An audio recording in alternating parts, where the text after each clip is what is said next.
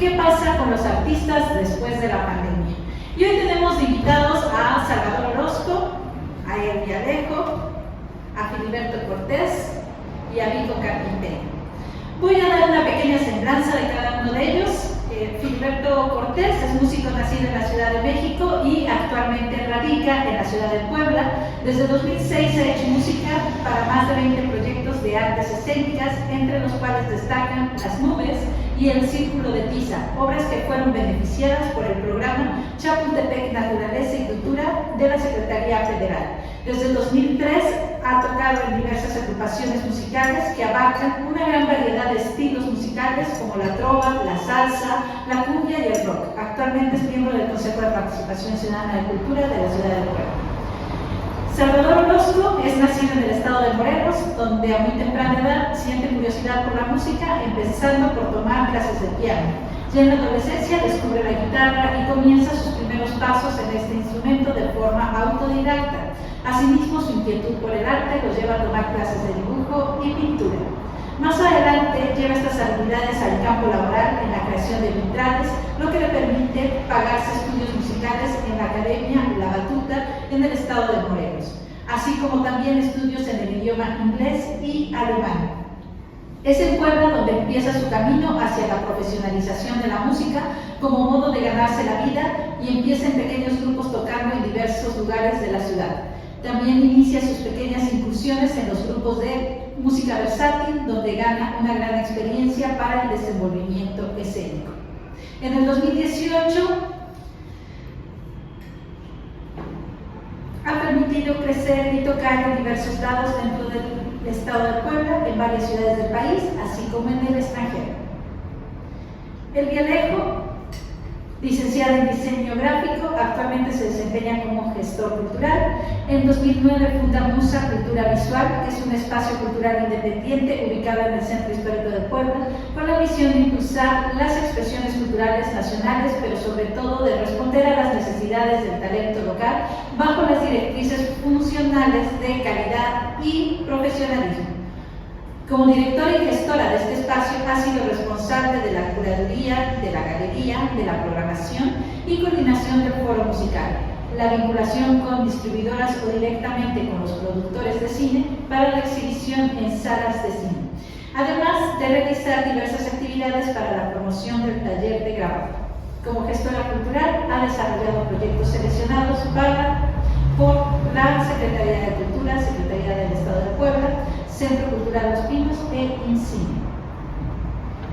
Y finalmente Víctor Morales, cuyo seudónimo es Víctor Carpintero, que así lo conocemos, la mayoría de nosotros. Inició la formación en actuación en 1986, es miembro de la Asociación Nacional de Actores, miembro de la Federación Internacional de Actores, actor de cine, radio y televisión, director de la Compañía Mexicana de Teatro El Telón, coordinador regional de la Compañía de Teatro Infantil La Piñata, asesor de las compañías Colectivo 14 y 13+1, director general de Creaciones Bimoca, diseño y construcción de escenografía, socio fundador de la productora Ejecat Films, profesor de Inteligencia Emocional y Terapias Artístico-Creativas en el Centro Universitario de Ciencias y Humanidades, CEMUCH, profesor de teatro, títeres y máscaras en Puebla. Pues ellos son nuestros 4 invitados que el día de hoy van a platicar con nosotros sobre el tema de qué pasó con los artistas después de la pandemia.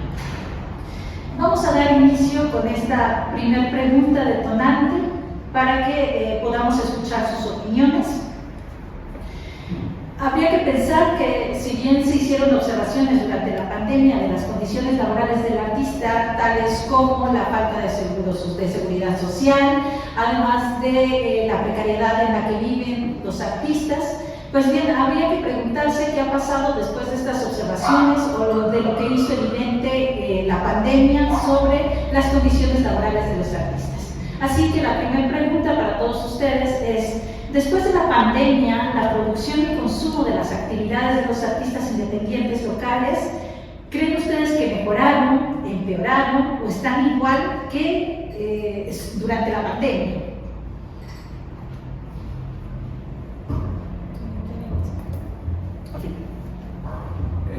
Bueno, yo creo que no mejoraron, O sea, de los artistas independientes no nos hemos recuperado.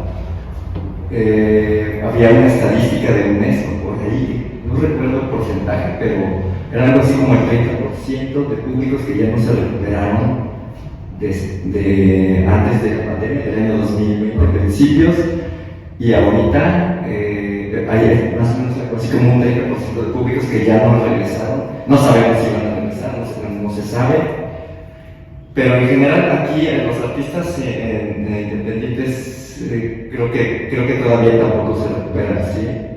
O sea, seguimos batallando y bueno, en mi caso, por ejemplo, yo sigo ganando lo mismo que ganaba en 2019-2020, pero pues ya la vida es más cara, ¿no? Entonces, pues las condiciones exactamente de cómo antes de que iniciara la pandemia, ahorita no se han recuperado. Y pues no sabemos si se van a recuperar o no.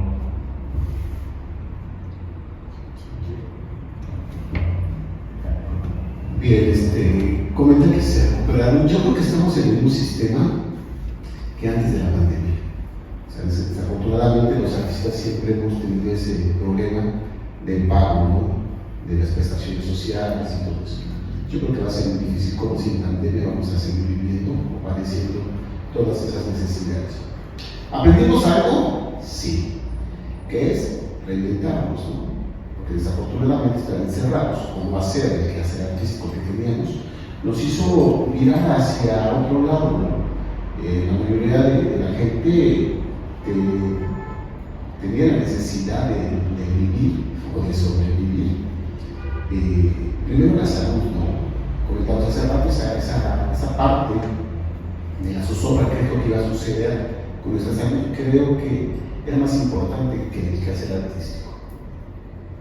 Después vienen actividades, ya después en el segundo ciclo, el segundo año de la pandemia, la gente ya empieza a tener una necesidad mayor de sobrevivir, ya no de vivir, y empezamos a buscar unas alternativas. Todos, ¿no? Empezamos en los medios electrónicos y empezamos a ver cosas diferentes o cosas que no hemos tenido la oportunidad de llegar. Pues en mi caso, yo soy docente, tuvimos que irnos a las plataformas, ¿no? Súper pesado. Yo les digo que la computadora me quitó parte de mi vista. Creo que muchos ya usamos algo que no usábamos antes. Entonces, creo que en la cuestión económica siempre estamos sufriendo, o siempre vamos a sufrir, porque no hay unas estrategias económicas, culturales que puedan beneficiar a los artistas independientes. Siempre hay programas que se plantean o se generan, pero mal organizados porque los hacen gente que no tiene la experiencia. Entonces creo que tendríamos que buscar, no esperar que suceda otra pandemia, sino empezar a generar nuevas fuentes o formas de hacer arte. Evidentemente, durante la pandemia se buscaron formas alternas de producción, sobre todo para las artes presenciales. Sin embargo, bien lo dice la encuesta nacional de consumo de cultura que sacó la UNAM, que el consumo fue muy bajo de todos estos videos que se hacían de música, de danza, de teatro, ¿no? En referencia a esto, pues finalmente bien sabemos que las plataformas para las artes vivas, bueno, serán otras que no precisamente las virtuales. Pero ¿qué opina Salvador de esta forma de producción que sí varió y que pues ahora se ha regresado a lo mismo, se han buscado nuevas formas alternas y en el consumo, si el consumo sigue siendo el mismo? Doy el antecedente de que comentaba un director de teatro que los teatros no tenían gente, durante la pandemia no tuvieron y que después de la pandemia seguían sin tener. Mira, yo creo que se debe a la falta de pericia que tenía el mundo de los artistas en esta nueva plataforma que eran las redes sociales, internet, y yo creo que esa falta de pericia fue la que hizo que no se produciera un contenido atractivo para la gente, porque la gente está acostumbrada al consumo rápido, consumo fast track, ¿no? Como la comida rápida, como el fast food, como el TikTok, videos de 3 minutos como mucho, o de 10 segundos, 15 segundos, consumo rápido. Entonces nosotros como artistas yo creo que no supimos entregarle al público esa capacidad de consumo a la que se acostumbró antes de la pandemia, ¿no? Y ahí fue, creo que un error que debemos asumir con autocrítica, ¿no? También, ¿no? Y las condiciones de las pandemias nos obligó a salir de nuestra zona de confort y nos enfrentamos a una realidad que dijimos, híjole, es un problema sistémico que nosotros mismos creamos, ¿no?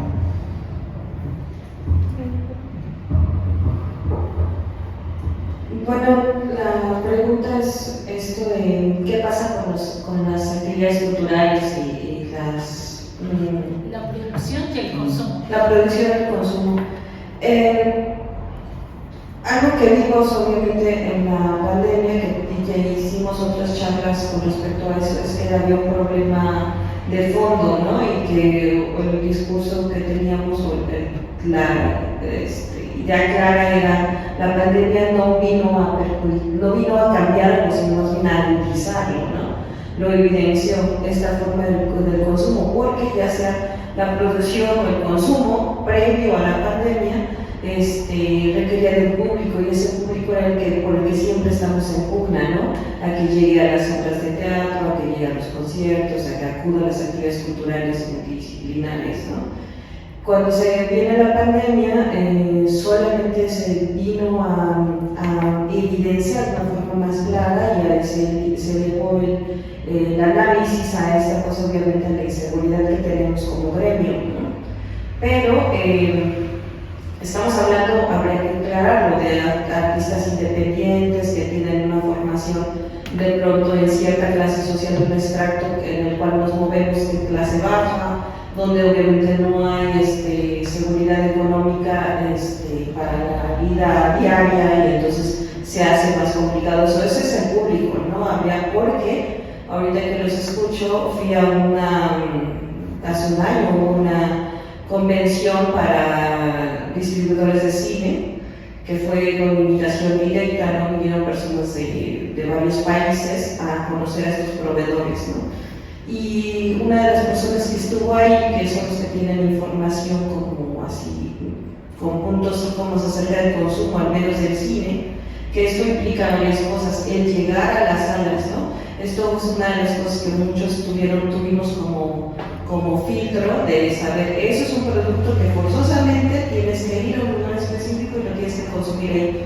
Entonces a muchos nos equiparábamos con ese tipo de consumo, porque tenían que llegar a un lugar determinado y estar ahí y concurrir, ¿no?